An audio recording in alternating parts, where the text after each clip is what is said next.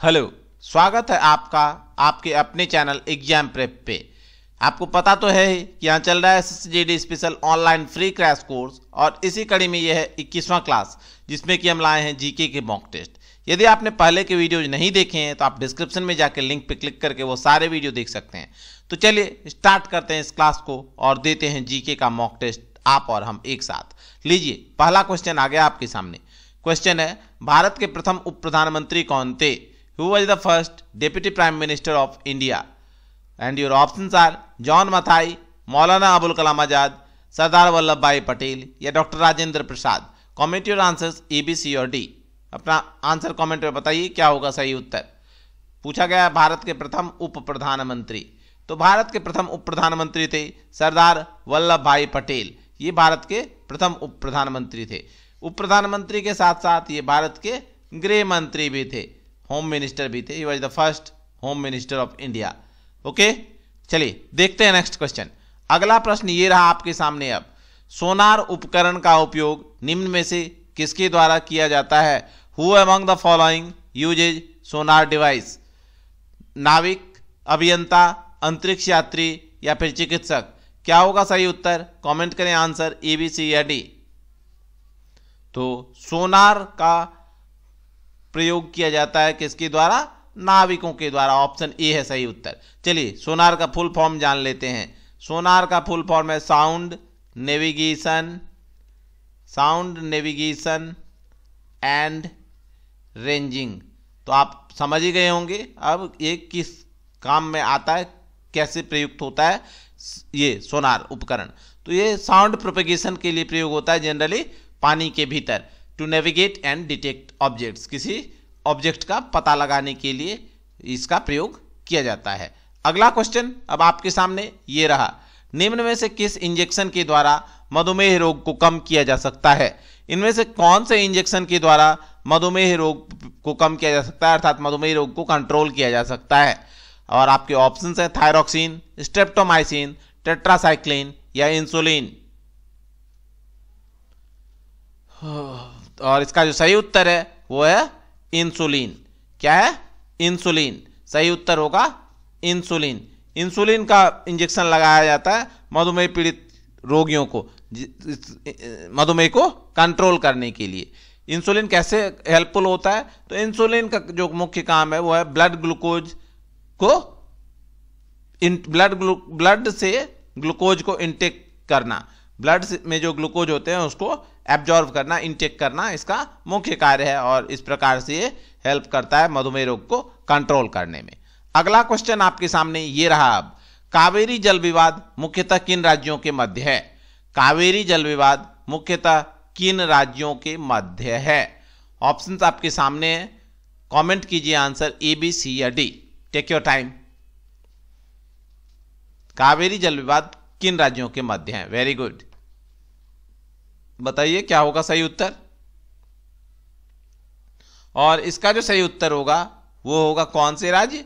वो है तमिलनाडु तथा कर्नाटक के मध्य है कावेरी जल विवाद। कावेरी नदी के जल के प्रयोग को लेके, ठीक है, कावेरी नदी के जल के प्रयोग के लेके। तो कावेरी नदी कर्नाटक और तमिलनाडु से तो बहती ही है, इसके साथ साथ इसके अलावा ये केरल व पुदुचेरी से भी गुजरती है।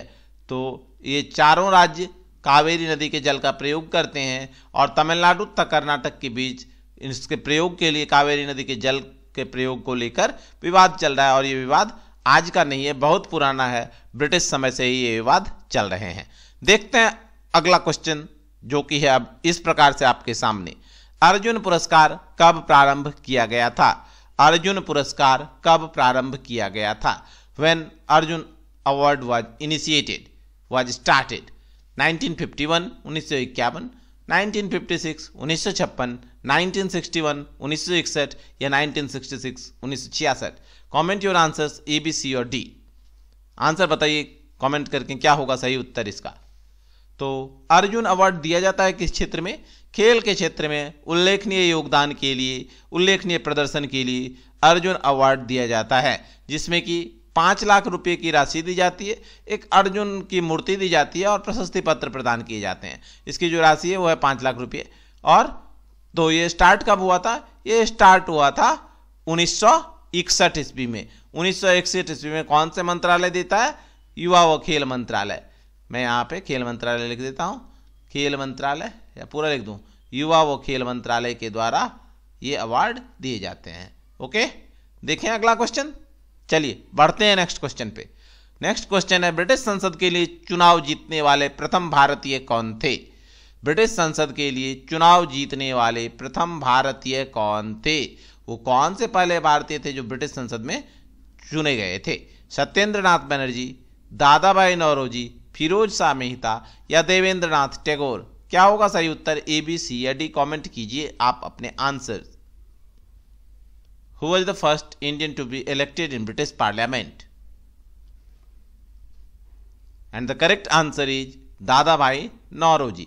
दादा भाई नौरोजी पहले भारतीय थे, भारतीय क्या, पहले एशियाई थे जो कि ब्रिटिश संसद में सांसद के रूप में चुने गए थे। प्रथम भारतीय तो थे ही, और साथ साथ ये प्रथम एशियाई भी थे, एशिया से पहले व्यक्ति थे जो कि ब्रिटिश संसद में सांसद के रूप में चुने गए थे।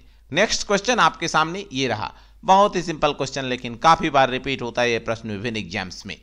क्वेश्चन है आपके सामने, पानी का अधिकतम घनत्व किस तापमान पर होता है? Maximum density of water at which temperature? 0 degree centigrade, 4 degree centigrade, 100 degree centigrade और 10 डिग्री सेंटीग्रेड?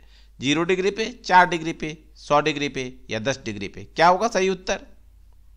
तो पानी का जो अधिकतम घनत्व होता है वो होता है कितने पे?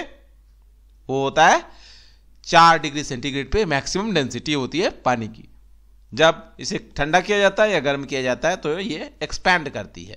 जनरली क्या होता है, जब किसी पदार्थ को ठंडा किया जाता है तो वो सिकुड़ता है, लेकिन पानी एक्सपैंड करती है। ओके, नेक्स्ट क्वेश्चन ये रहा अब आपके सामने, फतेहपुर सीकरी की स्थापना किस मुगल शासक द्वारा की गई थी?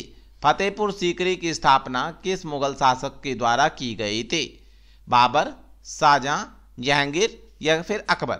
Who founded Fatehpur Sikri? Which Mughal emperor founded Fatehpur Sikri? और इसका जो सही उत्तर होगा क्या होगा बताइए? और इसका सही उत्तर होगा बच्चे अकबर। अकबर ने 1569 ईस्वी में फतेहपुर सीकरी की स्थापना की थी और 1571 ईस्वी से लेके 1585 ईस्वी तक क्या था, ये मुगलों की राजधानी थी। मुगल राजधानी थी कौन सी? फतेहपुर सीकरी। बढ़े अब अगले प्रश्न पे, लीजिए नेक्स्ट क्वेश्चन। टाइटन शब्द का संबंध निम्न में से किस ग्रह से है? टाइटन शब्द का संबंध निम्न में से किस ग्रह से है? मंगल, शनि, यूरेनस या Brihaspati? Titan word is related to which of the following planet? Mars, Saturn, Uranus और Jupiter? Comment your answers, A, B, C और डी। तो टाइटन का संबंध है किससे? शनि ग्रह से, सैटर्न से रिलेटेड है। This is the largest moon of, largest satellite of Saturn. Shani का सबसे बड़ा उपग्रह है। सबसे बड़ा उपग्रह है किसका? शनि का। सबसे बड़ा उपग्रह शनि का। ठीक है, चलिए अब अगले प्रश्न पे, लीजिए नेक्स्ट क्वेश्चन ये रहा, पंचायती राज का सबसे छोटा अंग कौन सा है? पंचायती राज का सबसे छोटा अंग कौन सा है इनमें से? जिला परिषद, ग्राम पंचायत, पंचायत समिति या फिर नगर पालिका? बताइए क्या होगा सही उत्तर? पंचायती राज का सबसे छोटा अंग कौन सा है? सबसे छोटी इकाई कौन सी है इनमें से? तो जो सही उत्तर होगा वो क्या होगा बताइए, ए, बी, सी या डी?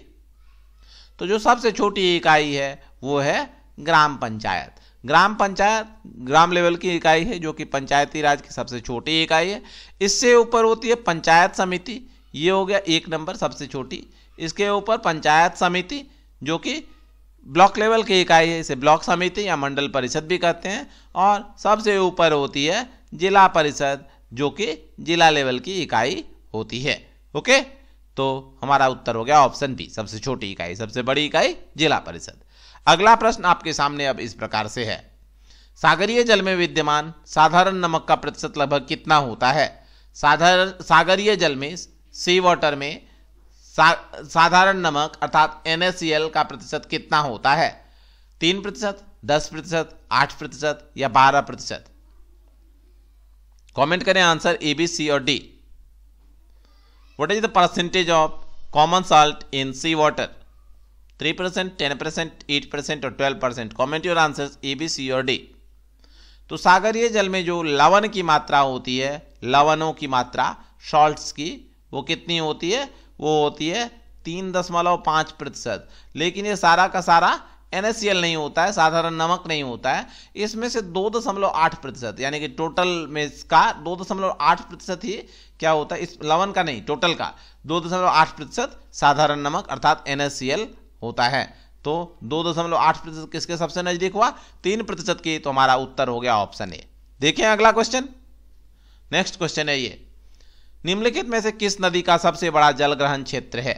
यहाँ पे कुछ नदियों के नाम दिए गए हैं, आपको बताने हैं कि किसका जल ग्रहण क्षेत्र सबसे बड़ा है, अर्थात सबसे लंबी नदी कौन सी है इनमें से। तो जो नदी सबसे लंबी है इन चारों में, नदियां दी हुई आपके सामने, ताप्ती, गोदावरी, कावेरी या महानदी। कमेंट करें आंसर ए, बी, सी और D. Largest catchment area, longest catchment area. तो जो नदी सबसे लंबी है यहाँ पे वो है गोदावरी। गोदावरी भारत की दूसरी सबसे लंबी नदी है, ये भारत की दूसरी सबसे लंबी नदी है और इसे दक्षिण की गंगा के नाम से भी जानते हैं। दक्षिण की गंगा के नाम से जानते हैं क्योंकि ये पवित्र नदी मानी गई है और गंगा के बाद दूसरी सबसे लंबी नदी यही नदी है। देखते हैं अगला प्रश्न। अब नेक्स्ट क्वेश्चन ये रहा आपके सामने, IPC का निम्न में से कौन सा सेक्शन LGBT से संबंधित था जिसे उच्चतम न्यायालय ने निरस्त कर दिया है? IPC का निम्न में से कौन सा सेक्शन सेक्शन LGBT से संबंधित था जिसे उच्चतम न्यायालय ने निरस्त कर दिया है? 374, 370, 376 या 377। तो ये जो सेक्शन था जिसमें LGBT का प्रावधान था और जिसे उच्चतम न्यायालय ने निरस्त कर दिया है वो है सेक्शन 377, 377। ठीक है। अगला प्रश्न ये रहा अब आपके सामने, यदि आपूर्ति में बिना किसी परिवर्तन किए मांग बढ़ जाए तो मूल्य पर क्या प्रभाव पड़ेगा? आपूर्ति में परिवर्तन नहीं हो, यानी कि आपूर्ति उतना ही है, आपूर्ति सेम लेवल पे है, तो मूल्य क्या होगा? आपूर्ति सेम, लेकिन जो डिमांड है वो सप्लाई तो सेम है लेकिन डिमांड इंक्रीज हो जाए तो मूल्य क्या होगा? बताइए, सिंपल सा क्वेश्चन है। तो मूल्य क्या होगा? मूल्य बढ़ जाएगा, बढ़ेगा। जैसे कि मैं आपको समझा दूं, मान लीजिए मार्केट में 5 पेन है और अभी तो 5 खरीदार हैं, ठीक है, लेकिन अब आपूर्ति सेम है तो 5 ही पेन है और ये खरीदार बढ़ के हो गए 10, तो क्या होगा?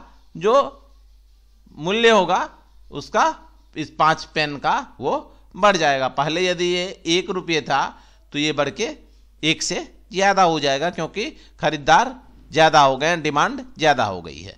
अगला क्वेश्चन ये रहा अब आपके सामने, भारतीय राष्ट्रीय कांग्रेस ने असहयोग आंदोलन की प्रतिज्ञा सितंबर 1920 में कहाँ की थी? एक विशेष सत्र बुलाया गया था सितंबर 1920 ईस्वी में, सितंबर महीने में। वो कहाँ बुलाया गया था ये पूछा जा रहा है। असहयोग आंदोलन की जहाँ पे बात हुई थी, बंबई, मद्रास, लाहौर या कलकत्ता? क्या होगा सही उत्तर? ए, बी, सी या डी? कमेंट कीजिए आंसर।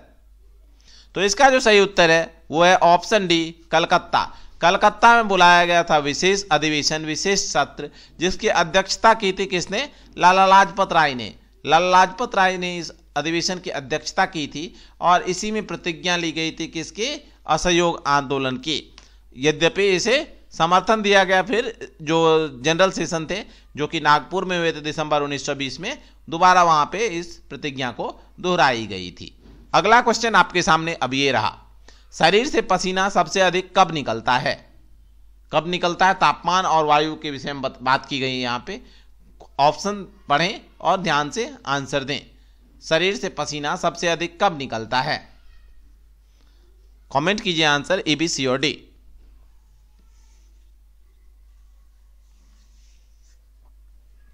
तो शरीर से उस समय अधिकतम पसीना निकलता है जब तापमान अधिक हो और वायु कैसी हो? वायु आर्द्र हो यानी कि ह्यूमिडिटी हो। ह्यूमिडिटी ज़्यादा होगी तो पसीना ज़्यादा निकलेगा। ह्यूमिडिटी ज़्यादा, ओके, ह्यूमिडिटी हाई हो तो पसीना भी ज़्यादा निकलेगा। नेक्स्ट चलिए देखते हैं अगला प्रश्न। नेक्स्ट क्वेश्चन है, भारत में प्रथम रेलगाड़ी कब चली थी? भारत में प्रथम रेलगाड़ी कब चली थी? 16 मई 1853, 16 अप्रैल 1856, 16 अप्रैल 1853 या 16 मई 1856? कमेंट कीजिए आंसर ए, बी, सी और डी। तो भारत में प्रथम रेलगाड़ी चली थी कब? ये चली थी 16 अप्रैल 1853 ईस्वी को बंबई के बोरी बंदर से थाने तक। बंबई बोरी बंदर से थाने तक ये रेल चली थी और इसमें क्या था? 14 डिब्बे थे और 3 स्टीम इंजन थे। देखते हैं अगला क्वेश्चन। लोकोमोटिव थे, 3 स्टीम लोकोमोटिव। नेक्स्ट क्वेश्चन ये रहा, सरदार सरोवर बांध किस नदी पर स्थित है? सरदार सरोवर बांध किस नदी पर स्थित है? ऑप्शन है कृष्णा, कावेरी, चंबल और Narmada. On which river Sardar Sarovar dam is situated और लोकेटेड? कृष्णा, कावेरी, चंबल और Narmada. Comment your answer A, B, C और डी। तो सरदार सरोवर बांध जो है ये स्थित है नर्मदा नदी पे। गुजरात के नवगाम नामक स्थान पर यह बांध स्थित है और इससे जिन राज्यों को पानी व बिजली मिलती है वो एक तो है गुजरात, क्योंकि गुजरात में तो ये स्थिति है, और इसके अलावा जो राज्य है वो है मध्य प्रदेश, नेक्स्ट है महाराष्ट्र, और चौथा राज्य जिसे कि बिजली और पानी की प्राप्ति होती है वो है राजस्थान। तो ये 4 राज्य लाभान्वित होते हैं इस डैम से। अगला प्रश्न आपके सामने ये रहा, निम्न में से किस राज्य में विधान परिषद है? निम्न में से किस राज्य में विधान परिषद है ये बताने हैं आपको, और आपके ऑप्शंस हैं गुजरात, राजस्थान, महाराष्ट्र या छत्तीसगढ़। विच of the following state has legislative council? Gujarat, Rajasthan, Maharashtra और छत्तीसगढ़। किस राज्य में विधान परिषद है? विच of the following state has legislative council? Comment कीजिए आंसर ए, बी, सी और डी। तो वो राज्य जहां पे विधान परिषद है वो है महाराष्ट्र।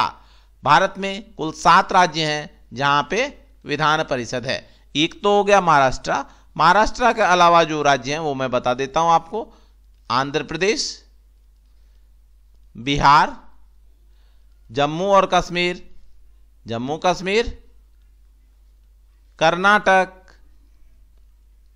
तेलंगाना और उत्तर प्रदेश। इन राज्यों में क्या है? विधान परिषद भी है और विधानसभा तो है ही। तो टोटल 7 राज्यों में क्या है? विधान परिषद विद्यमान है। नेक्स्ट क्वेश्चन ये रहा आपके सामने। अब मनुष्य पहली बार चांद पर कब उतरा था, अर्थात चांद पर कब पहुंचा था मनुष्य पहली बार? ऑप्शन है 1969, 1959, 1961 या 1971। कब पहुंचा था पहली बार मनुष्य चांद पे, ये बताने हैं आपको। बताएं, कमेंट करें ए, बी, सी और डी। तो मनुष्य पहली बार चांद पे पहुंचा था कब? 1969 ईस्वी के 20 जुलाई को। कब? 20 जुलाई 1969 ईस्वी को अपोलो 11 के द्वारा नील आर्मस्ट्रॉन्ग और एडविन ऑल्ड्रिन, नील आर्मस्ट्रॉन्ग और एडविन ऑल्ड्रिन ये पहुंचे थे कहां पे? चांद पे पहुंचे थे प्रथम बार, नील आर्मस्ट्रॉन्ग और एडविन ऑल्ड्रिन। लिख देता हूं। चलिए देखें अगले क्वेश्चन। अब बढ़े अगले क्वेश्चन पे। लीजिए नेक्स्ट क्वेश्चन आपके सामने ये रहा। अब भूपरपटी में निम्न में से किसकी सर्वाधिक प्रचुरता है? भूपरपटी में, अर्थ क्रस्ट में किसकी सर्वाधिक प्रचुरता है? लोहा, एल्यूमिनियम, निकेल या सिलिकॉन? कमेंट कीजिए आंसर ए, बी, सी या डी। अर्थ क्रस्ट में किसकी सर्वाधिक प्रचुरता पाई जाती है? तो अर्थ क्रस्ट में जिसकी सर्वाधिक प्रचुरता है वो है सिलिकॉन, इन चारों में से। वैसे तो अर्थ क्रस्ट में ऑक्सीजन होता है सबसे ज्यादा 46%, लेकिन यहां पे ऑक्सीजन नहीं है तो हमारा उत्तर होगा सिलिकॉन। सिलिकॉन की मात्रा होती है कितनी? 28%। एल्यूमिनियम होता है लगभग 8% और लोहा का मात्रा है लगभग 5.5% के आसपास। ओके, बढ़े अगले प्रश्न पे। अब लीजिए नेक्स्ट क्वेश्चन आपके सामने ये रहा। दलहनी पौधों में पाया जाने वाला बैक्टीरिया राइजोबियम लेग्यूमिनोसोरम सामान्यतः पौधों के किस भाग में पाया जाता है? किस भाग में पाया जाता है ये पौधा राइजोबियम लेग्यूमिनोसोरम? पुष्प, तना, जड़ या पत्ती? कमेंट कीजिए आंसर ए, बी, सी और डी। बताएं क्या होगा सही उत्तर। तो ये प्लांट जो है राइजोबियम लेग्यूमिनोसोरम ये पाया जाता है जड़ में। जड़ में रूट नोड्यूल, जड़ की गांठ बना लेता है, गांठ के फॉर्म में ये पाया जाता है। और ये कैसा, इसका फंक्शन क्या है, तो ये नाइट्रोजन को फिक्स करता है, नाइट्रोजन फिक्सिंग बैक्टीरिया है, ये नाइट्रोजन फिक्सेशन में काम आता है। ओके, नाइट्रोजन फिक्सेशन में काम आने वाला बैक्टीरिया है। अगला क्वेश्चन आपके सामने ये रहा, निम्न में से किस कार्य में क्लोरीन का उपयोग नहीं होता है। यहाँ पे कुछ काम दिए गए हैं, तो किस में क्लोरीन का उपयोग नहीं होता है ये पूछा गया है आपसे। विरंजक चूर्ण बनाने में, डीडीटी के उत्पादन में, अश्रु गैस के निर्माण में, या फिर रासायनिक उर्वरक में, किस में नहीं होता है क्लोरीन का उपयोग। कमेंट कीजिए ए, बी, सी और डी। तो इसका जो सही उत्तर होगा वो होगा ऑप्शन डी, रासायनिक उर्वरकों में क्लोरीन का उपयोग नहीं होता है। नाइट्रोजन, फास्फोरस और पोटेशियम का प्रयोग होता है जनरली, नाइट्रोजन, फास्फोरस और पोटेशियम का प्रयोग होता है जनरली रासायनिक उर्वरकों में। ओके, नेक्स्ट क्वेश्चन ये रहा आपके सामने, लंदन किस नदी के किनारे स्थित है। लंदन किस नदी के किनारे स्थित है।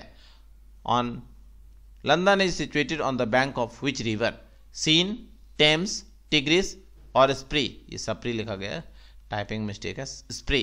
क्या होगा सही उत्तर, तो इसका जो सही उत्तर है वो है टेम्स। लंदन है टेम्स या थेम्स जिसे बोलते हैं, उसके किनारे स्थित है। सीन के किनारे स्थित शहर है पेरिस। टिग्रिस के किनारे स्थित शहर कौन सा है, बगदाद। और स्प्री किस नदी पे है, स्प्री आपके किनारे जो शहर स्थित है वो है बर्लिन। ओके, नेक्स्ट क्वेश्चन ये रहा जो कि इस मॉक टेस्ट का आखिरी प्रश्न है, वो है कोका कोला कंपनी का मुख्यालय कहाँ है। कोका कोला कंपनी का मुख्यालय कहाँ है, बताएं। फ्लोरिडा, अटलांटा, न्यू जर्सी और New York. Comment your answers A, B, C और डी। नाम तो सब सुना होगा कोका कोला, सब ने पिया भी होगा कोका कोला, कोक।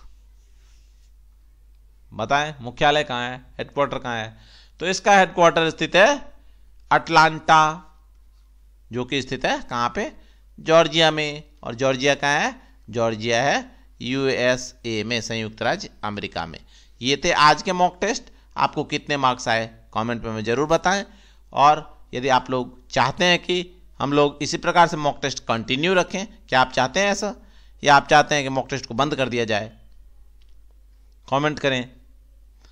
क्या आप लोग चाहते हैं कि मॉक टेस्ट हम कंटिन्यू रखें, या आप चाहते हैं मॉक टेस्ट बंद कर दिया जाए, प्लीज कमेंट। तो यदि आप चाहते हैं कि मॉक टेस्ट कंटिन्यू रखें तो आप लोग वीडियो को शेयर करना बिल्कुल ना भूलें।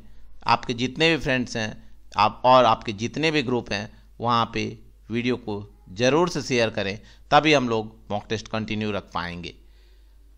चलिए मिलते हैं अगले वीडियो में, लेकिन जाते जाते आपसे रिक्वेस्ट है कि वीडियो अच्छा लगा तो लाइक कर दें और चैनल को सब्सक्राइब कर लें, क्योंकि यहाँ पे चल रही है रेगुलर बेसिस पे एसएससी जीडी के mock test. Thank you friends, मिलते हैं अगले वीडियो में यदि आप चाहें तो। Thank you.